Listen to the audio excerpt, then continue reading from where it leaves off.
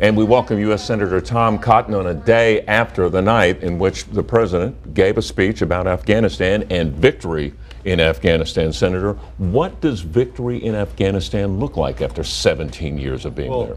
Craig, after 16 years in Afghanistan, the president asked, I think, the right questions. What does victory look like, and what are our core interests there? And our core interests are making sure that Afghanistan can't be used as terrain to launch another attack against the United States like we saw in 9/11. There are more foreign terrorist organizations in Afghanistan, the Pakistan borderlands, than anywhere else in the world.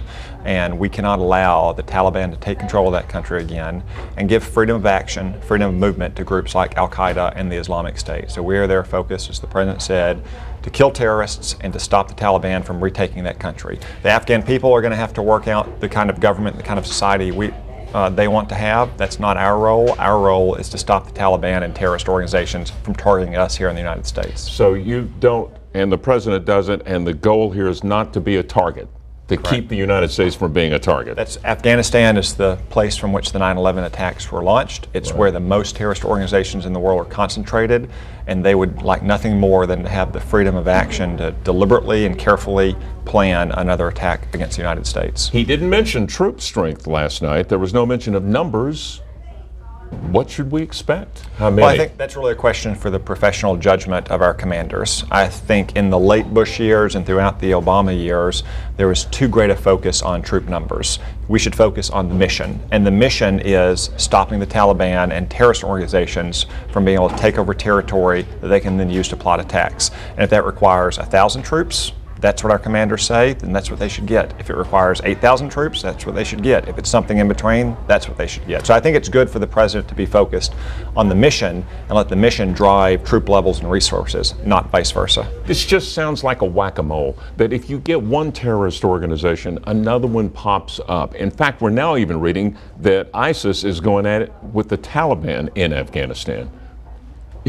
Is that almost impossible when you consider Afghanistan as the graveyard of empires? No, it's hard, but it's not impossible. And there was a time in the late Bush years and the early Obama years when we had a lot of success rolling back the Taliban and stopping them from creating the kind of safe havens that you had before 9/11. And as Secretary Mattis said, one of the core principles of war is you go somewhere and you kill your enemy and you keep killing them until they've had enough killing. And that's one thing that's going to be happening in Afghanistan. The president didn't talk at length about this, nor can I in an unclassified setting, but there are going to be changes to the rules of engagement. And the Taliban and the Islamic State and Al-Qaeda and all these other terrorist organizations are going to feel that very soon. At one point, there was a move by the Afghan government to negotiate with the Taliban. You, on the Armed Services Committee, would you encourage that? I'm very doubtful about the prospects for negotiating with current high-level Taliban leaders because so many of them have worked so closely and pledged allegiance to terrorist organizations and vice versa. That doesn't mean, though, that in a number of months or maybe a year, once we've accelerated the pace of operations, once we've eliminated a lot of those senior leaders and the Taliban is in a position of weakness, the Afghan government can't reach some kind of negotiated settlement for what is going to happen in that country. But right now, to negotiate with the Taliban, I think would be unwise for us. Senator Rand Paul of Kentucky wants to rescind the military authorization powers of the presidency. Your reaction to that? He is even planning to introduce that into the Senate. Well, I think that the president made the right decision to refocus our mission in Afghanistan, and therefore he benefits from the 2001 authorization for the use of military force, and I think it's appropriate that it remain in place. So I wouldn't support repealing that authorization. I gotcha. What about Arkansans and redeployment? What can you tell us about that? Because you know you've got bases here, National Guardsmen, who are looking at this going, oh gosh, we're going back. Well, there's obviously going to be some increase in troop levels. What exact number is to be determined and how long is to be determined as well. Arkansas provides more than its share of troops to the Army and the Marines, which are doing most of the fighting in Afghanistan. So you might see some more Arkansans deployed there. Whether it's a whole unit of our National Guard or from the Air Force Base is less likely, but certainly because we have a disproportionate number of people from Arkansas in our military, you're going to see a few more Arkansans going there, and they and their families are going to be in my thoughts and prayers as they are every single day. Sounds like you're playing a waiting game like we all are to see what's rolled out. Yeah, and you know the enemy gets to vote as well. So all we can do is focus on what our core national security interest is there, which is to ensure that we're not attacked from Afghanistan the way we were 16 years ago. Let me switch gears from Afghanistan to domestic policy. As everybody gets back together in September, what is the #1 legislative priority?